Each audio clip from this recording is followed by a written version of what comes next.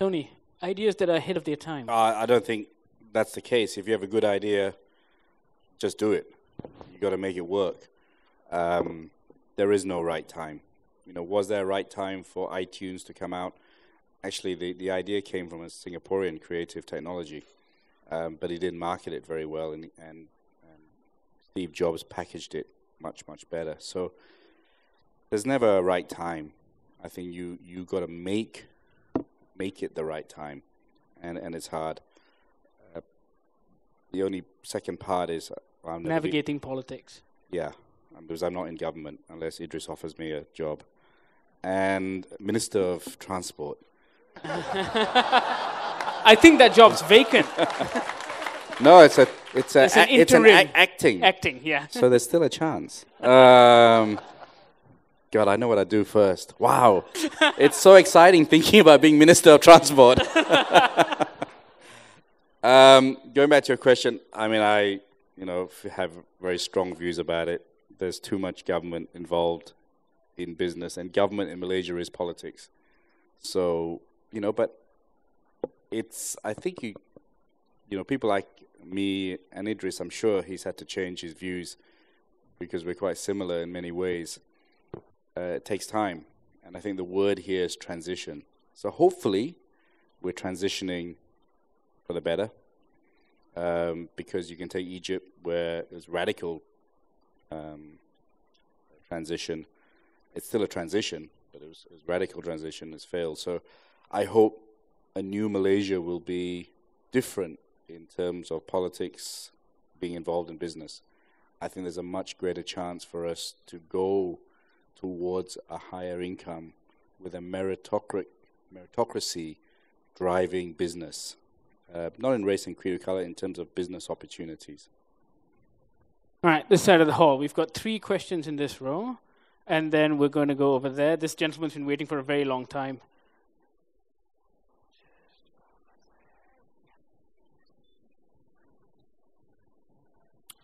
Good morning, gentlemen.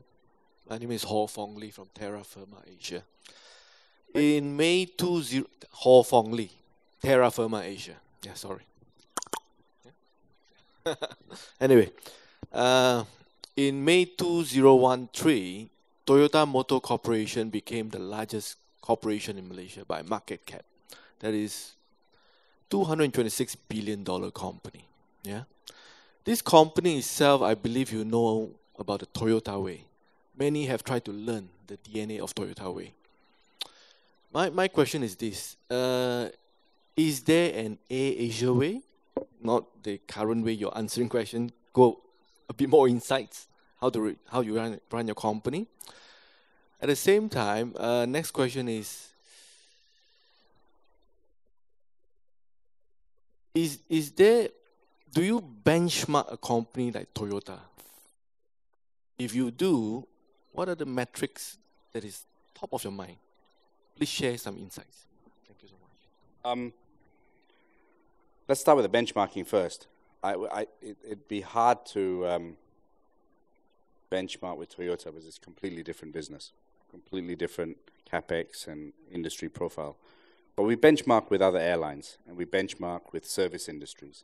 So we say, we look at great service-orientated companies, whether it's a Kia, whether it's Ritz-Carlton, etc., and say, well, could we emulate these? We look at, for instance, social media in some companies are fantastic, and we learn from them.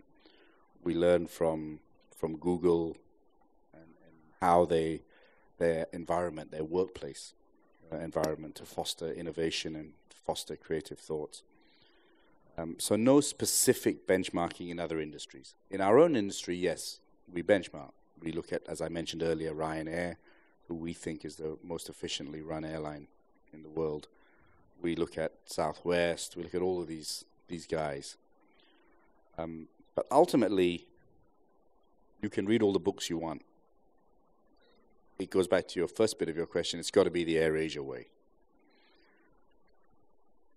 Never do the Toyota way or the British Airways way or whatever, because we're just not that way, right? We are what we are. The AirAsia way is very simple. Flat structure, ability to communicate, ability to innovate and come up with ideas, strong powers of delegation, yet also some centralization as well. And the ability to dream. I know that's not a very hard metric. It's like, what the hell does that mean? The ability to say, well, I'm here now, I could be here, there, and actually see it happening. That's a very, very powerful force that you can do anything you want to do. So the AirAsia way is challenge. Don't take no for an answer. You know, I'm trying to get coffee, premium coffee on board our planes. Because everyone who comes, I mean, Starbucks is full. Coffee Bean is full in the LCCT. Old Town is full. White Town is full. They're all my passengers, right? And I'm saying I want to create a Starbucks on the plane because it suits our environment. Now, there are hundreds of reasons why it won't work. But I'm saying, well, let's push the envelope. That's the AirAsia way. Actually, when you asked me the question, I didn't actually know what the hell the AirAsia way is. But that is also the AirAsia way. Making it up as it goes along. The AirAsia way is to challenge the norms. And don't look at... See, many people kid themselves. That's why I said honesty is very important. And say, oh, we're better than so-and-so. We're better than so-and-so. Who cares? In the kingdom of the blind, you may be better than the others, but you're still rubbish compared to the rest of the world. So you push the envelope in terms of your own industry, and then you look at what other people are doing. And you say, wow, if Uniqlo can do this in Japan, why can't we replicate something like this? If Starbucks is unbelievable, right? It's just a bit of coffee and water, and you guys are paying 10 ringgit for it. And you queue for it as well. So we look and we see what other people are doing. But the AirAsia way is to challenge, to innovate, to keep one step ahead, not really to look at other competition, but to compete with yourselves and to say, can I be better? Am I putting 100% in? I tell people you have one life to live, right? You might as well make the most of it. Our way is to win. People only remember winners. If I told you who came second in the Beijing Olympics in the 100 meters, you have no idea. But you remember Bolt. You remember him going up there with his electric bolt. We only remember the winners. So I try and inculcate to people that people will only remember the winners. And you have one life, you might as well make the most of it. Us Malaysians, we spend too much time on negative things. You know, we blame everyone else. This is a problem. You know, Pemandu's not doing this. Pemandu's not doing that. Malaysian airports is not doing this. Pemandu's not doing that. So why don't we just go out and do something about it? Sometimes it irritates people, and I've been known to do that many times. But you can control a lot in yourself. So I try and say the AirAsia way is don't moan about it, make a difference, and change. So there are many things that my staff are unhappy with in the company, but they speak out about it. And the only way we can change is by speaking out. I'm saying no point complaining at the back of the plane, right? Pilots are fantastic guys, right? They all look good. They comb their hair very nicely. You know, they drive the plane to the runway. They take off the plane, and then they switch on autopilot, and then they bitch about the company for the next 3 hours. And then they land the plane and say, oh, tough day. We need a pay rise. But we have great pilots, right, that actually, and I said to them, you know, I remember my first announcement, where we're flying at 36,000 feet, and the temperature is minus 54 degrees. So I went in and knocked at the door of the captain. I said, why do you say that? It's not like I'm going to walk out of the plane at 36,000 feet, right? Oh, it's a bit cold. I better put something else. So I think the AirAsia way is to do things differently, is to challenge, and people challenge me back as well, right? That's the real AirAsia way. In many companies, they wouldn't dare speak back to the CEO. Mine is regular. It's very regular that they say this is a stupid idea, or this is what you do, etc. So it's challenge, innovate, be the best, be positive. And if you have those 4 principles in life, it doesn't matter whether you're Toyota way or CIMB way or Pamandu way or UMNO way or, I was thinking of the river just now, by the way. I think when we see the river of life, it'll be one darker blue and the Selangor one will be lighter blue. But Idris will get it clean. He'll compromise a bit to get it done, and he'll deal with the politicians in his unique way. But if you see 2 different colors of the river, you'll know why. But who cares? We get it done. And that point I will remember till I die, when he sold the wax to the Australians and he removed Made in Malaysia. It created jobs. It created economic development in Bintulu. If we had to put Made in Malaysia, maybe there would have been a closed factory. So let's stop being parochial and look at the rest of the world. And if it means that we have a 2-tone color river, but it's cleaner, who cares? Well, let me join on that one. With regards to the river, when we first had Tan Sri Khalid Ibrahim, Rajan Nongchik in the same room, it was just quite historic to get together on a monthly meeting. We agreed with regards to the river and also the MRT. Let it be red. No. What we said was, dua bantal satu mimpi. So that means the color of the river will be one lah, because only one dream. Cannot have 2 different colors. Dua bantal satu mimpi. I think it's a good idea. I hope someone wrote that down. I think he just defined the AirAsia way. We have one question here, and then we're going to the back. Amazing audience, by the way. It's a very global audience. You I ask know. questions. Where are you all from? Ekinathan, Avasandai. Tony, you have done great. Congratulations. And I wish you many, many more great success. My question to you is, what are the core fundamental values which you still uphold without compromising? That's one.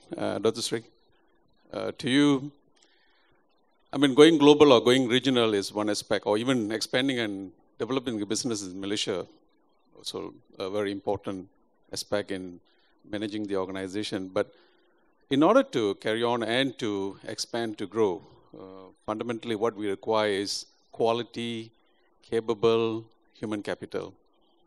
And the kind of people, quite a big number of people what you get who comes out of university nowadays are not really that good of a quality. What is Mamandu or the government doing to change the education system in order to achieve whatever they're dreaming to achieve in 2020? A dream is one thing, but if you have not sort out the fundamental basic issues, how are we going to achieve it? Thank you. Tony?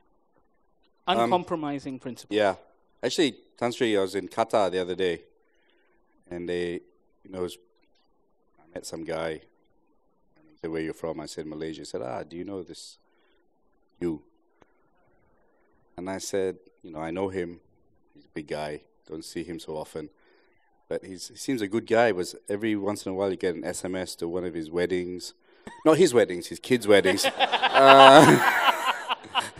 Or his granddaughter, etc. So, when I go back to the first thing, it's exemplified by Tan Sri over there that, I was in Qatar and I said I was Malaysian, and he mentioned another Malaysian success story on what he's doing in the Middle East, which I actually was unaware. So it does help when we have more and more Malaysians going out there as other Malaysians following behind. My values are very simple. I never give up. Number 2 is my people come first. I will fight till the end for my staff, because I am who I am because of my staff. And I don't care whether, I've been fighting with DCA right now because we have this fantastic cadet pilot program. And we have foreigners in our company who want to be pilots as well, whether they're Korean boys. I think it's fantastic if we can give a Korean boy a chance to be a pilot in Malaysia. Just changes the mindset. So wherever you come, I'll put 100% in for my staff. That's something I will never qualify. And two, I think, loyalty is really key. And finally, we like to live an honest life and go to bed with a clean mind. And I got knocked down by a bus tomorrow, which I'm sure there are many people who want to knock me down on that bus. I'd have a pretty clear conscience that we did everything to our best ability in an honest way. Question about talent. What do we do in the government on talent development? I think I totally agree with you that the future of any nation hinges crucially on the quality of human talent. So the education blueprint, the new education blueprint, is the big thing that we intend to do moving forward to revamp the education system. That's a very big thing that we have to undertake. Before that, we began the GTP, as you know, the NKRA on education. We started off taking baby steps moving forward. When we looked at many countries in the world where the education system is really out there are many, many examples. And one of the things that we saw in the story about Finland, how did they migrate from a relatively lackluster education system to be one of the top? And we discovered that the comparison between what they're doing and us in Malaysia is this. When we first started, 60% of our kids who get to primary 1, they have been to kindergarten. 40% they have not been to preschool. So the problem is, if you've not been to preschool, if you're part of the 40%, from day one, you cannot follow the curriculum. Because the curriculum in primary 1 is based on those 60% that have been to 2 years of preschool. So the first thing we have to do now is to make sure that we increase the intake of our kids into preschool. So when we first started, only 60%. We're now nearly 90% in the last 3 years. So that's really very good, but we're still needing to catch up.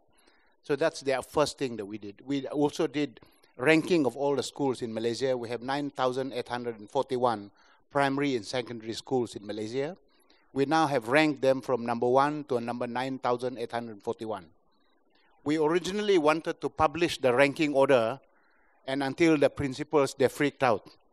Because if I'm the principal of the school, the number 9,841, and I think no parents will send the kids there. So the compromise was that we agreed that we will then do a printing on a band basis. Band 1, band 2, and the worst is band 7. We had quite a lot of schools in band 7 when we first started. I'm pleased to say in the first year, we've removed all of the schools in band 7. We still have some in band 6.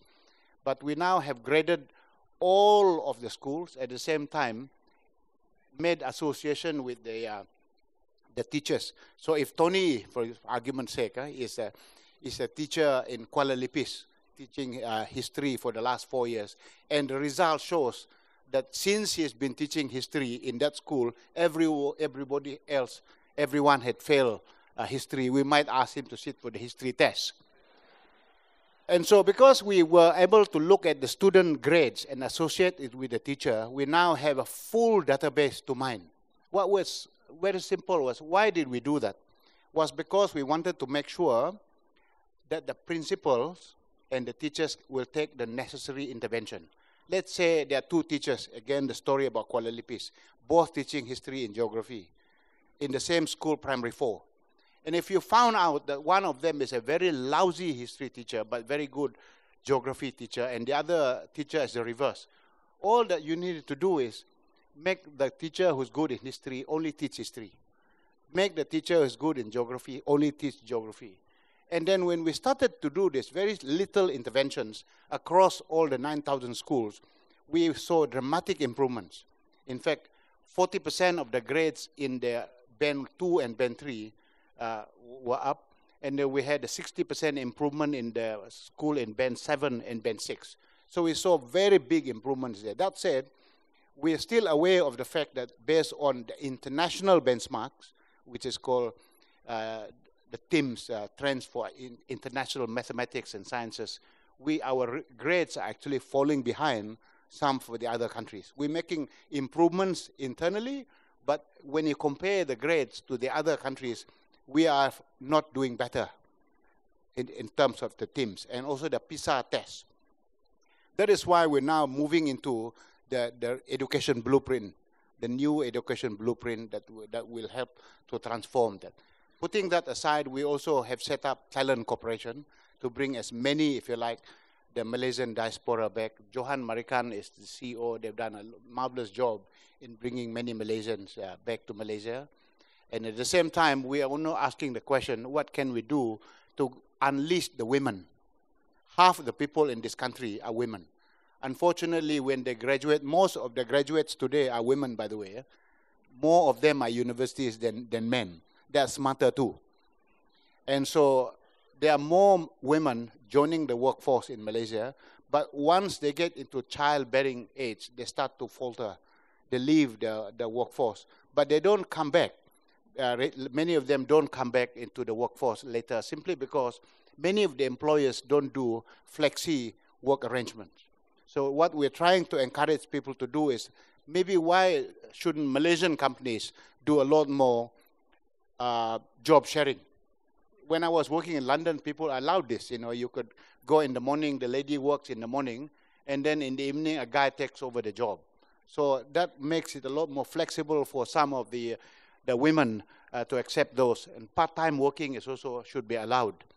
And also all of those things, so if we can do portable pensions, if we can get many women into the workforce, then I think we'll have a lot more capable people in our country. But it cannot work until and unless employers take a much more flexible approach to doing it. So that said, and I agree with you, and I'm not going to cover all the other things that we're doing on education. Let me mention one more thing, by the way.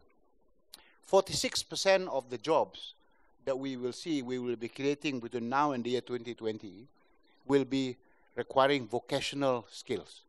They're not the academic type. And so we have 1,500 institutions in Malaysia that provide vocational training of sorts. But I would say that the quality is mixed. Some are very good, like the Penang Development Skills Center, they're really, really good. And there are many others that are actually really poor too. And so I think we need to make sure that we improve the quality, because a lot of the kids, they're not academically inclined, but they would like to do some of those things. So we need to strengthen the vocational institutions. So if there are anyone here, budding entrepreneurs, that you think you want to make money, and I will encourage you to think about creating high caliber and high quality vocational schools, because the demand is really there. 46% of the 3.3 million people for this country will be requiring that kind of skill, but need to be quality. Thank you. Yellow, I can't see the color of that, but right over there at the back. Thank you. My name is Jeff. When Tony asks, where does everyone come from today, I always answer KL. My home has been Malaysia for so many years. My friends call me a Bumi Putih, white local. But Tony, could I ask you, when you invested that famous 1 ringgit 12 years ago, did you really, really think you would get the company to where it is today? Was it just a dream, or was it a carefully thought out vision that you had in those days? Thank you. No, I didn't. It was, when we paid the 1 ringgit to acquire AirAsia, in 12 years' time, did we think we'd be where we are, sitting on a panel with Idris Jalla, talking to all of you? No, no way. The initial thought was just surviving. And then you just keep growing, and we never held back. A very important question actually was asked earlier. After, I think, 8 planes, we had some profit saved, and it was a big decision on whether we use it to get more planes or build a training academy. And I fought very hard with the other shareholders and said, put it into a training academy, because you can have all the metal you want, but if you don't have the right people, then you're screwed anyway. So it was just an organic process. I wanted to be the world's best airline when we first started, world's best low-cost airline. We've done it now 5 years in a row, which is pretty cool. And that was my only dream. And the thing that scared me the most, and I wanted to create jobs. When we took over AirAsia, I was terrified that we'd fail, not because we'd fail, but because we'd let 254 staff down. Highcom was a big company, successful company. They always got their pay. We took over. If we failed, they would have lost a job. So the only thought-out plans were, let's build a great brand, let's treat people well, and I wanted to build an ASEAN brand. That was there at the beginning. But did I have this well-thought-out plan? No. Did I ever think we would get to, now we have 130 planes? No. I mean, you'd have to take some really good drugs to to have that kind of vision. So it's if there's lessons to be learned, don't plan too long. I don't think there's one plan I've done that's ever gone to plan. And change management. Someone asked AirAsia way, if we make a mistake, we screwed up, we change like that. There's no big analysis. There's paralysis by analysis. Decision making and change management is critical in the success of an organization. As soon as we see something going wrong, we change it straight away. And so I urge you all, there's no great plan, master plan. You have a plan, which is a foundation, but you have the ability to adapt and change really quickly. And going back to one of the earlier questions, you got to have people that can adapt to change. Malaysians don't like change. We don't like change. And we just like going along, coasting on cruise control. And when someone says, let's change this, it changes the whole ecosystem. And I think that's what Idris is saying in Idris words, which are always big and complicated. Transition, which means slow change.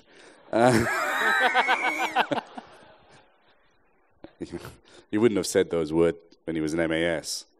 He wouldn't have said, let's transition our way and beat AirAsia. So you have to adapt. But I think, to answer a very long-winded question, no, there wasn't a great plan. No, did I ever imagine we'd be this big? No way. Red over there, and then yellow, and then one more. And we've only got time for those three questions because I've already run 20 minutes over time. Hi, my name's Alex Lam. And I think business success is one metric that entrepreneurs live by. But I'd just like to hear from Tony, perhaps. What are some of the other metrics? Perhaps it's joy, happiness, family that you live by. Because I think not every entrepreneur here is only driven by the bottom dollar. So can we hear from you? Thanks. Yeah, I'm one of those, what are the metrics? QPR to win the Premier League one day. That would give me immense joy. No, I think other metrics is you got to have a balanced life.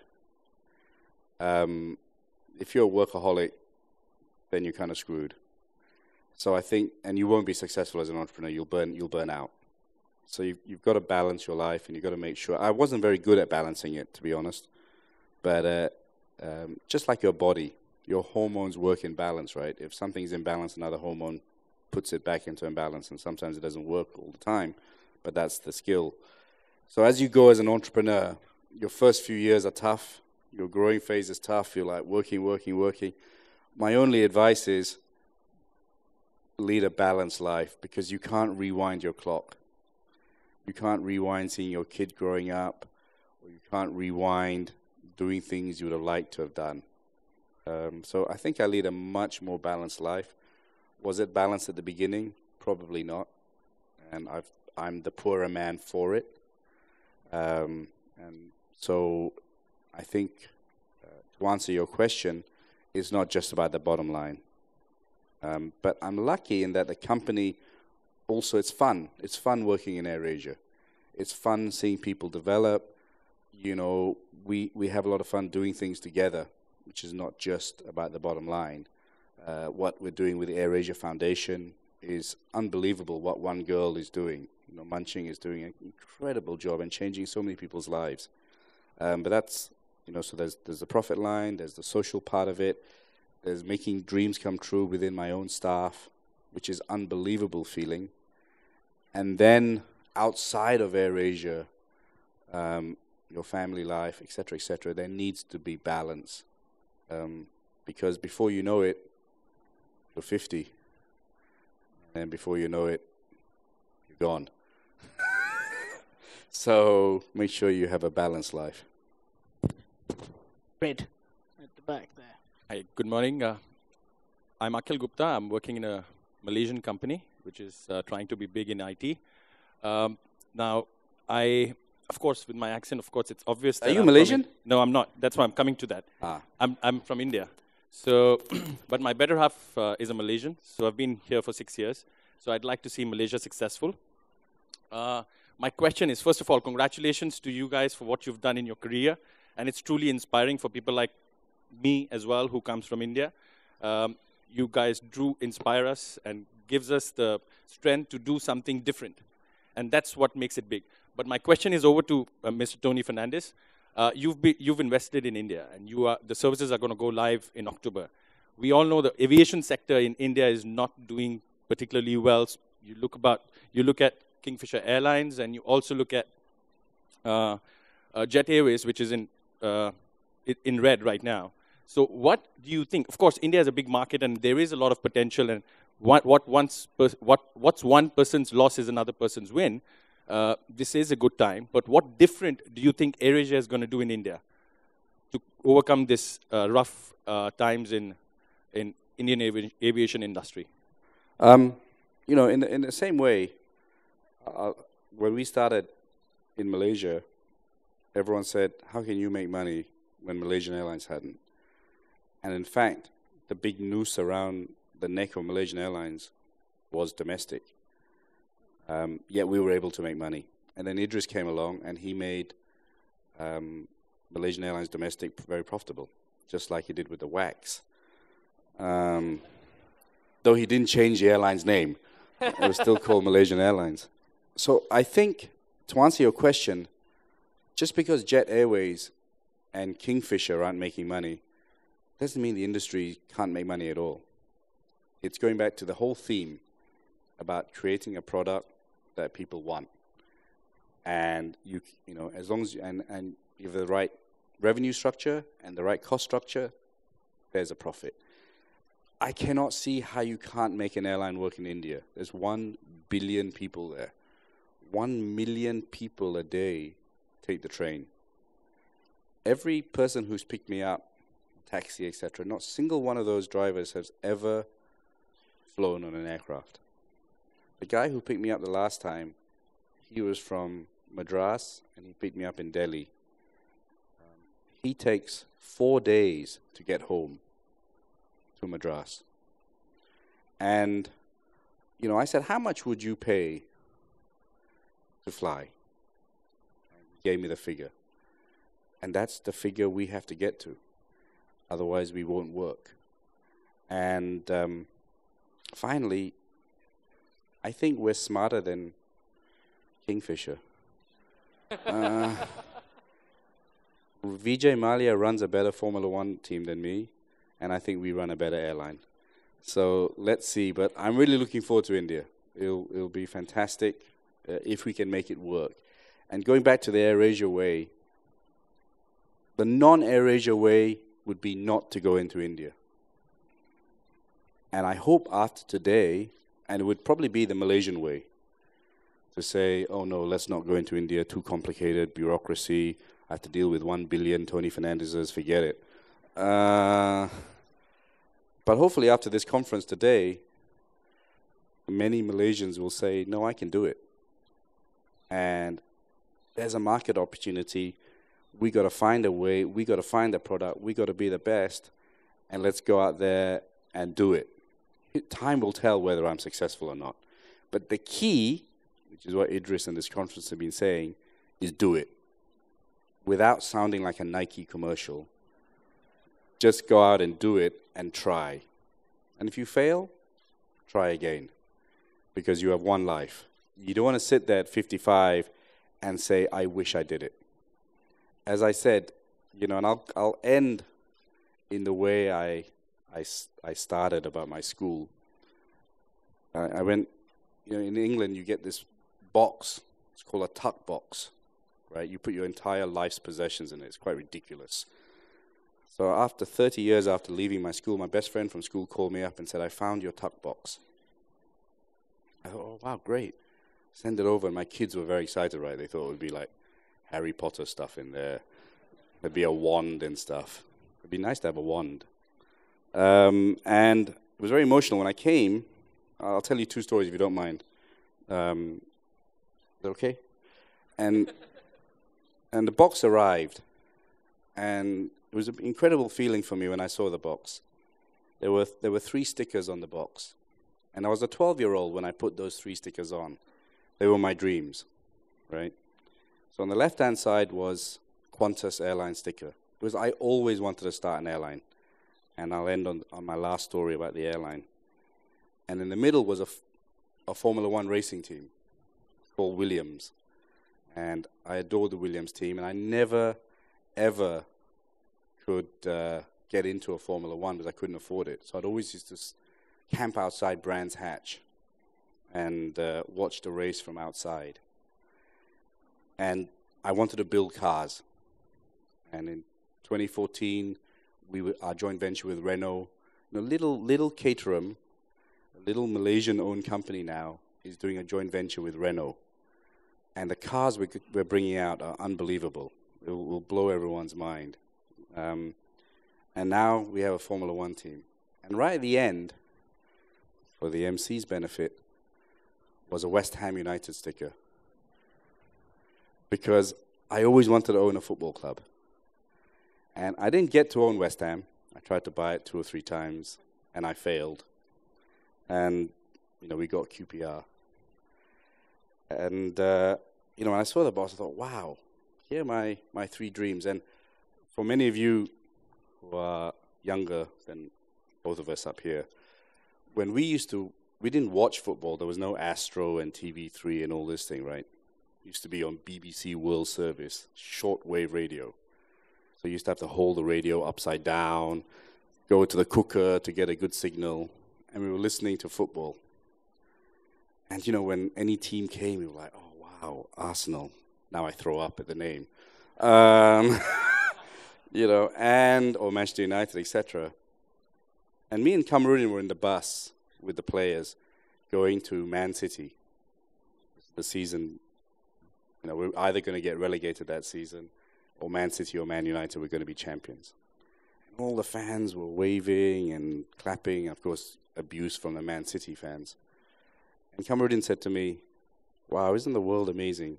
We were those guys outside the bus, and now we're inside the bus. And then when we were at Etihad Stadium and watching, and the whole world was watching this game.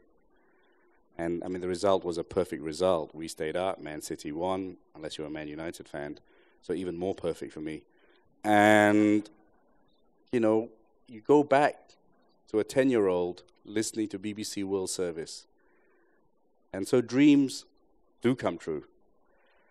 And Malaysians can be the best in the world and can achieve dreams. And people say, why do you buy QPR? Why do you buy a small company like Caterham? Because my life is about building things. If I bought Liverpool, it's not my success. Someone else made Liverpool what it is. QPR is real tough. We got relegated. We screwed up.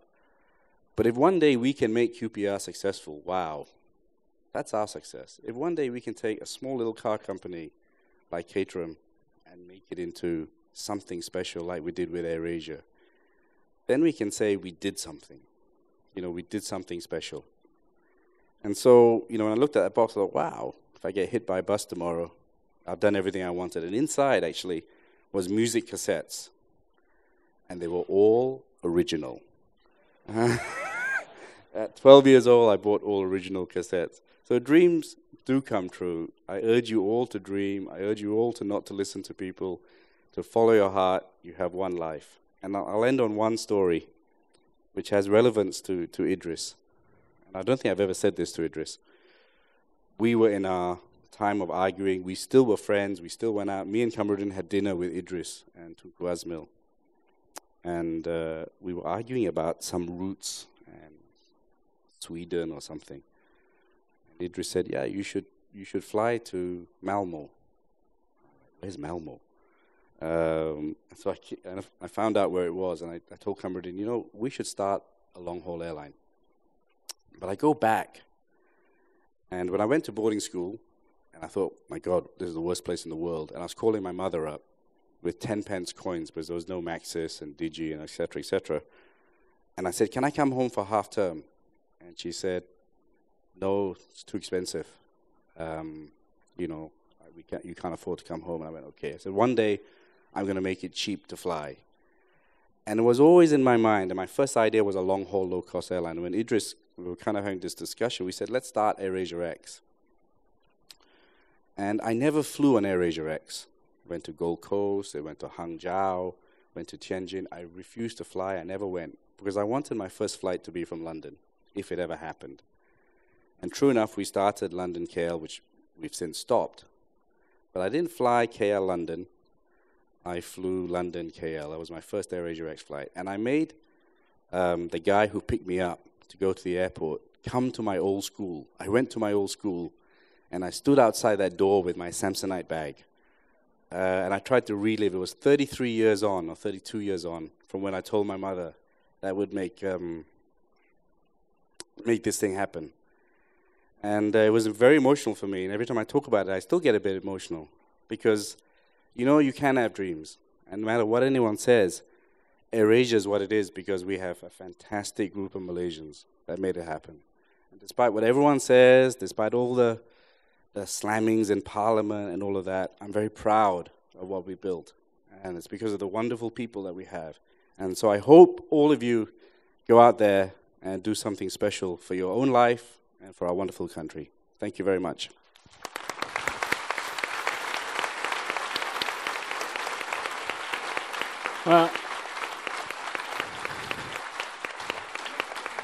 Well, I hope you're happy, fella. You made Tony cry.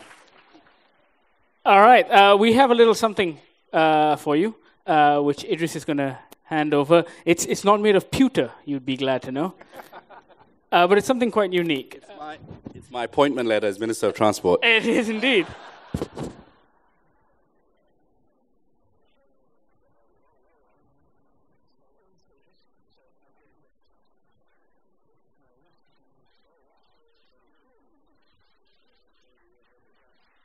There we go. This is everything we talked about.